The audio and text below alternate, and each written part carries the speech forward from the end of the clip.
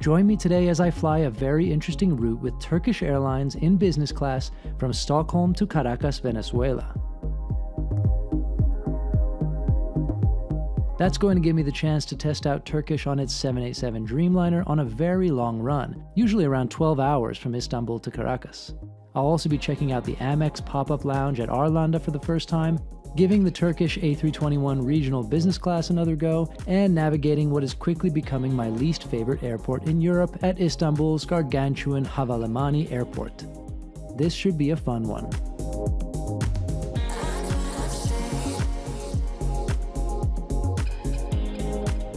It's been a very cold winter here in Sweden, so I'm looking forward to flying to the tropics, even if it's a very long journey ahead of me.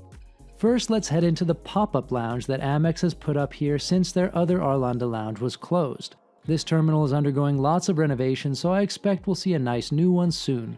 For now, this is what you get with an Amex Platinum card. The downside is it has no windows. The upside is it's empty on this Saturday, the food and drink is as good as ever, and the service very friendly. This A321 has somewhat newer recliner seats installed than my last one, and they're looking very nice. I noticed there's no swizzle stick in this pre-departure drink, which Turkish normally offers. That's obviously not the biggest problem in the world, but you do notice it when they take it away.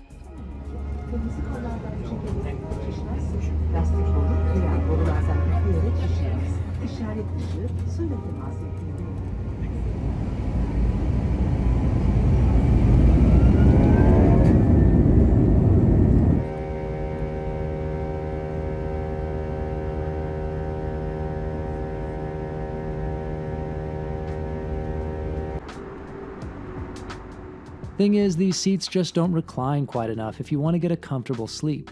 On shorter flights, that's fine, and they're good for lounging, but I wish the leg rest came up a bit higher, so you could really get comfortable enough to doze off. On the other hand, the Turkish meze on this flight is delicious, as are the chicken brochettes. Very Turkish and very good. Nicely presented too. This is clearly the part Turkish is best at. My take is that Turkish Airlines crews overall are highly variable in terms of service quality, but on this shorter route on the A321, it's hard for them to really go wrong. The food is always quite good, the service courteous if not especially memorable, and it's an easy 3.5-hour hop down to Istanbul in what is a very comfortable seat for European standards.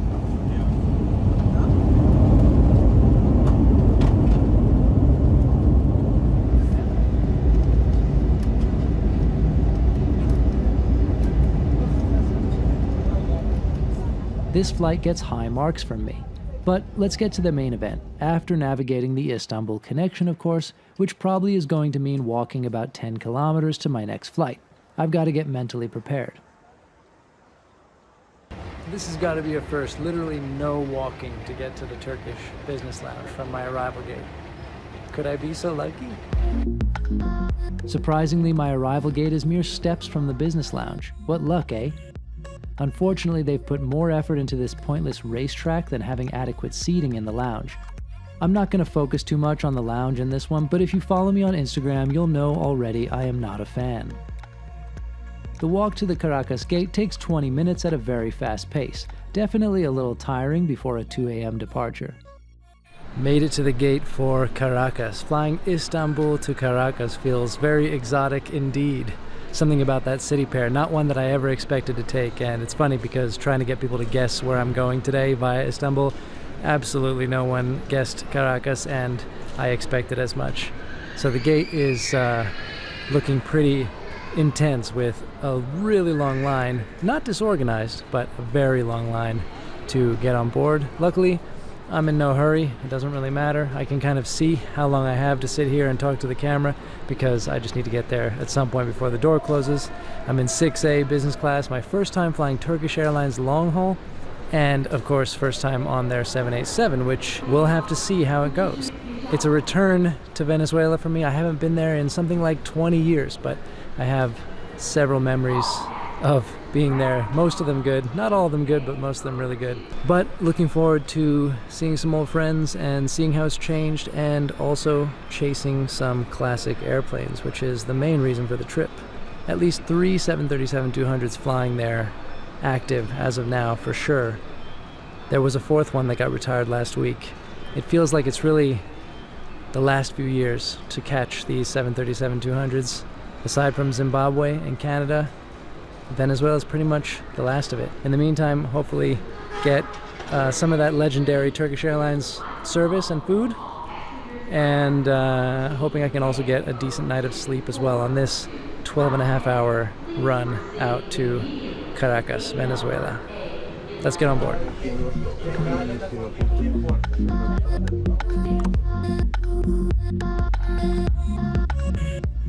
First impressions of the seat, really good looking, nice materials, but not much space. It's tight in here for sure. Nevertheless, having no seatmate and my own little cocoon here is very welcome on such a long overnight flight. But let's rocket out of Istanbul and we'll get into more detail shortly.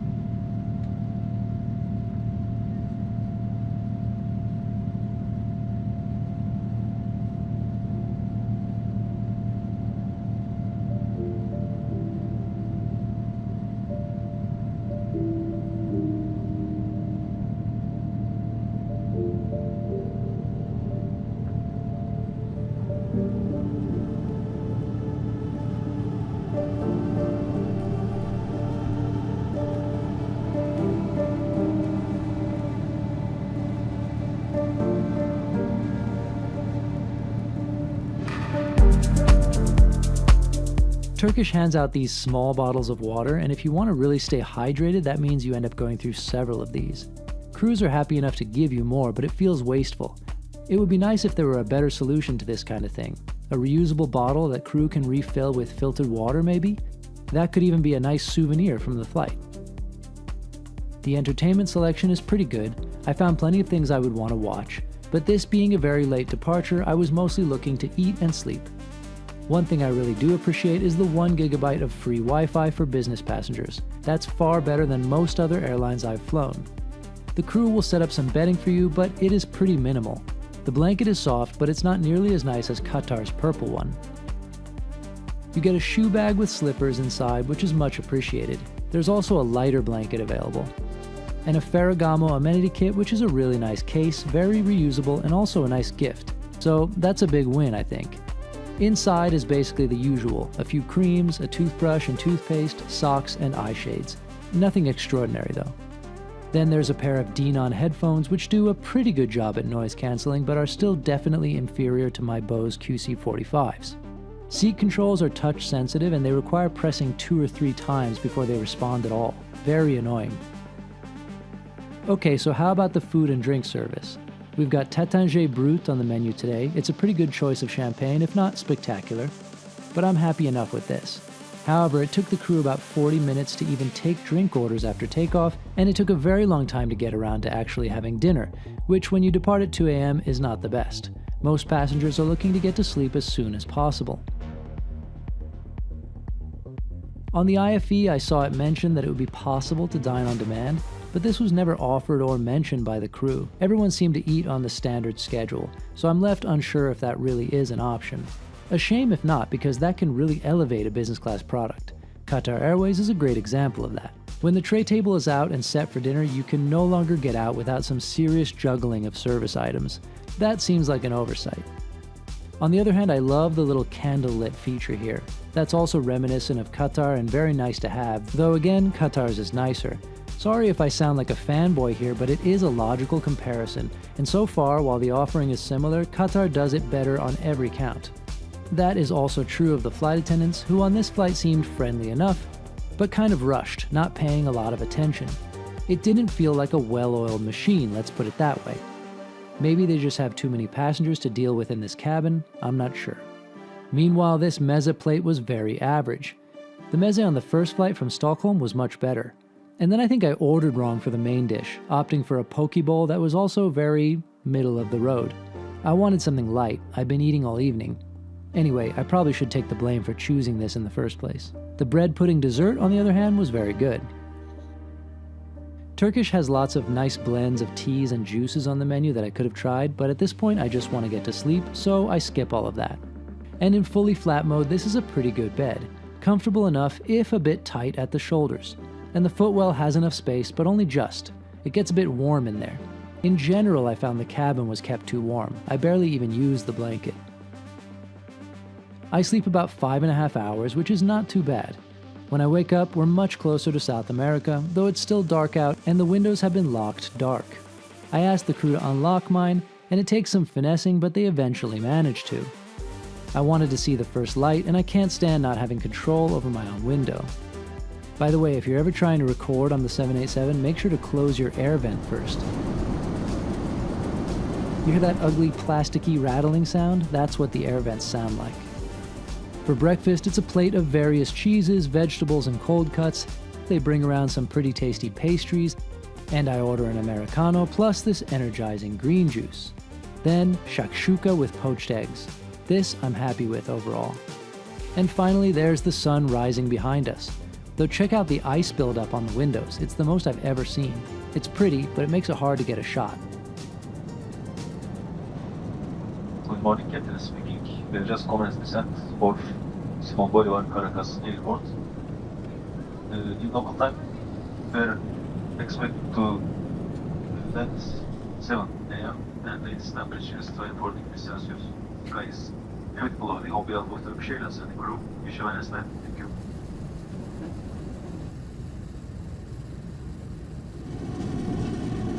Alright, started descent into Caracas. Quite an adventure, much more of an adventure than I've done in a while. Similar to the feeling of going to Zimbabwe, that was a sort of similar unknown. The difference is I've been to Venezuela before, but not in a long time, and it's a special kind of place, so yeah. At least I do know the weather will be much nicer than where I left. So, what do I think of Turkish long haul overall?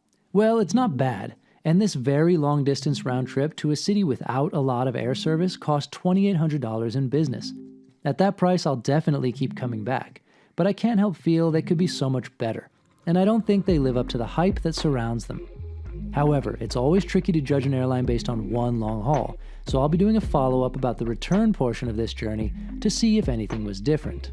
Alas, as we come into land, the windows fog up almost completely, so it's a struggle to get shots of the wing.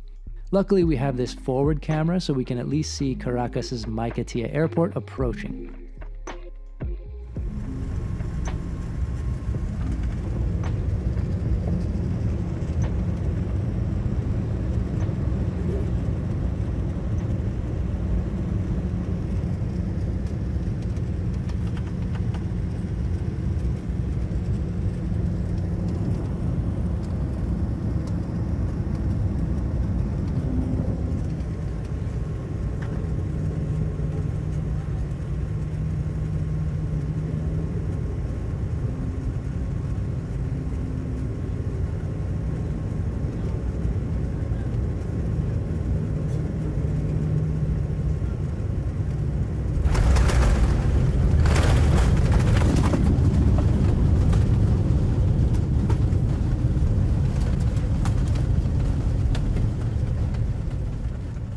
Coming into this, I couldn't find any definitive info about what someone with a European passport would need to get into Venezuela.